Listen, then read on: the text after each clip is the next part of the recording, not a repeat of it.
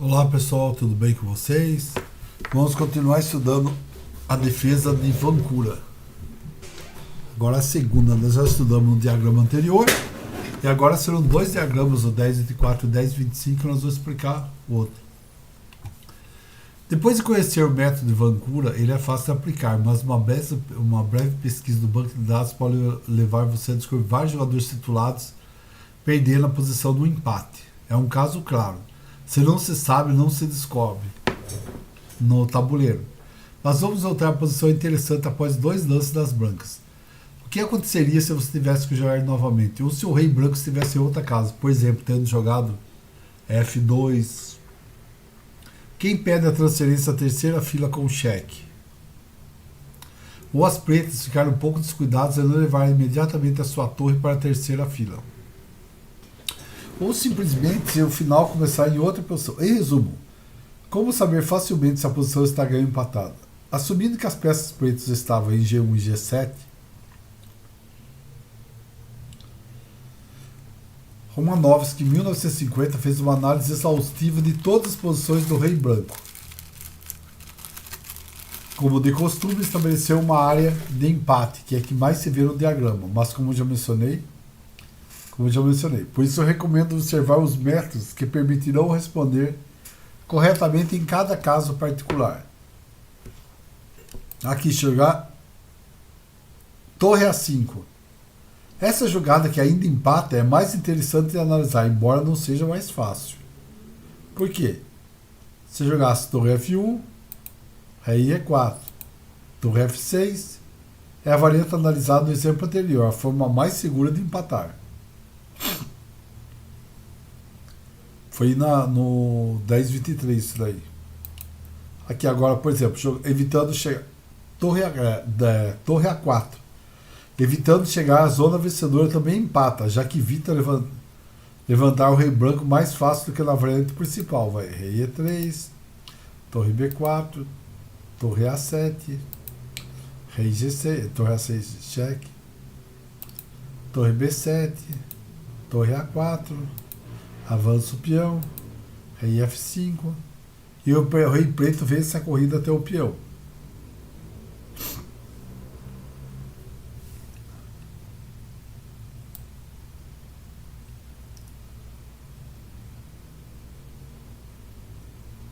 Por último, vamos considerar o que acontece se as pretas perderem tempo estupidamente. Torre A2, rei E4. O rei entra na zona vencedora. Vamos ver o que acontece se as pretas agora acordarem e tentar levar sua torre para a terceira fila. Torre A5. Jogar torre 2 seria legal. Esse não vem mais aqui, né? Porque ó, rei D5, rei D4. O rei branco está por cima do B4. Agora é urgente passar a torre pela quarta linha, depois passar pela terceira. Então, torre B5, torre A7, rei F6. Aqui, se jogar rei F8, o rei na oitava facilita as coisas. Torre B7, rei A7, aí vai ficar o mais fácil, né? Porque o rei vai ficar na oitava, ele vai dar cheque aqui, o rei vai ter que estar nessa coluna, e ele promove o peão, vai ter que sacrificar a torre aqui, vai ficar torre e rei contra rei. Fácil ganhar. Mas deixa eu jogar aqui, rei G6, torre B7, torre A5, torre A7. Como dissemos na introdução dessa sessão, tudo agora se resume a uma corrida entre os reis que as brancas vencem. Rei F6, C4, rei E6, rei B4, torre A1, rei C5, e o rei chega a B8. Agora, voltando a jogar torre H7.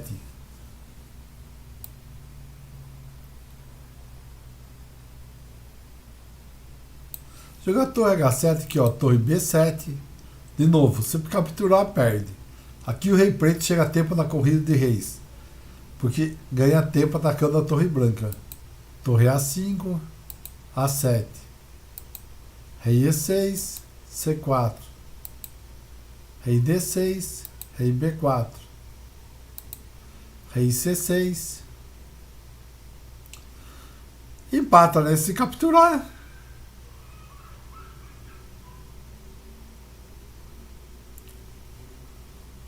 Mas aqui, ó, podia jogar rei A5, torre A5, A7, rei E6, rei C4, rei D6, rei B4, torre A1, rei B5. Agora vou voltar ao original, né?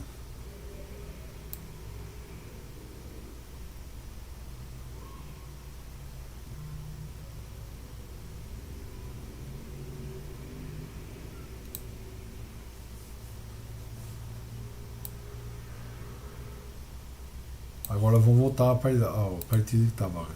Jogou rei E4. Aqui se joga torre A7. Permite várias opções, mas a mais saudável é quase sempre torre G6.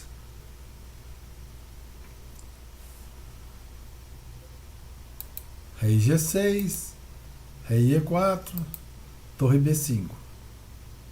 Aqui jogou E4, torre B5.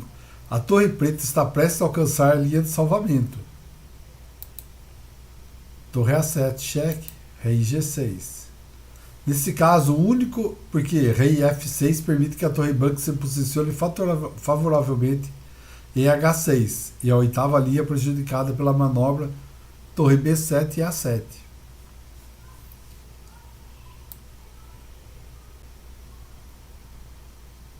Mas aqui, ó, jogou, deixa eu jogar rei F6, rei D4,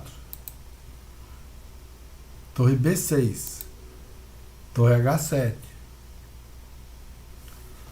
Tá querendo entrar aqui e ganhar a torre das negras, né? Mas aqui jogou, depois de torre B5, isso é 7, rei G6, torre B7. Ademais, aqui jogar rei D4, torre B6, rei C5, torre F6. Permita que as pretas obtenham a posição defensiva correta. Mas jogou aqui, né? Torre A5, A7, rei F6, torre H7. Ao mesmo tempo, ela quer pegar o rei na curva, né? Porque se o rei chegar aqui na frente de... Se o rei chegar aqui, tá ferrado, né? Porque aqui ele entra com a torre, vai dar cheque aqui e não vai ser uma boa. Agora aqui é uma tentativa perigosa para as pretas, uma corrida com final conhecido, né?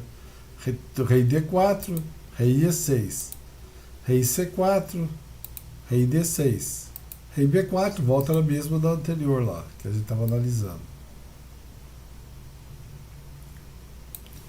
Agora, se jogar rei G6. Se você olhar, é muito paradoxal, na razão que a torre preta não deve deixar a quarta fileira. Por torre D5, C6. O rei sofre acidente tático se for parar da dama muito cedo. Rei E6, torre H6, cheque. O rei ia ter que descer, foi o que eu falei. Torre D7, rei D7. Rei H8, um tema familiar, mas brilhantemente executado, né? Vai converter. As brancas aqui executaram muito bem, mas jogou aqui, jogou G6, torre C7, rei F6, rei D4, rei E6, rei C4, rei D6,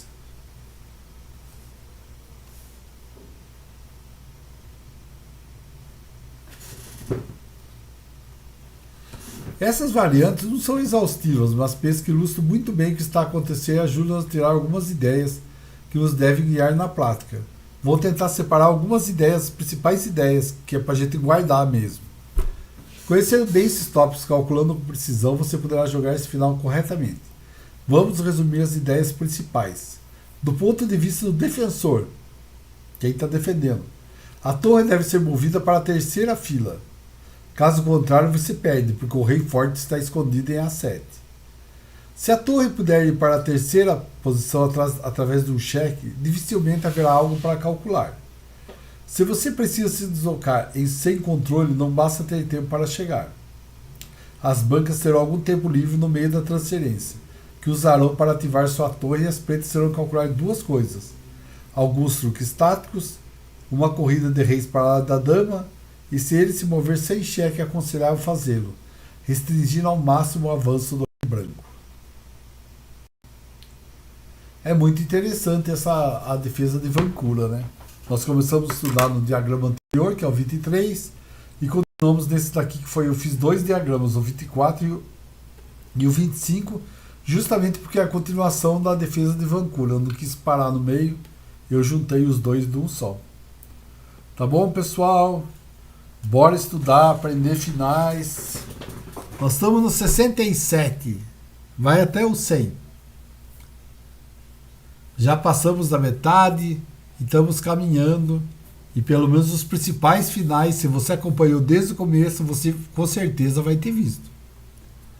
Tá bom? Valeu, pessoal, muito obrigado. Não esquece de curtir o vídeo se vocês gostarem, é lógico. Se você é novo no canal, se inscreva. Convide seus amigos, traz para a gente continuar colocando cada vez mais materiais relevantes no canal. Tá bom? Valeu, pessoal, até mais, um abraço.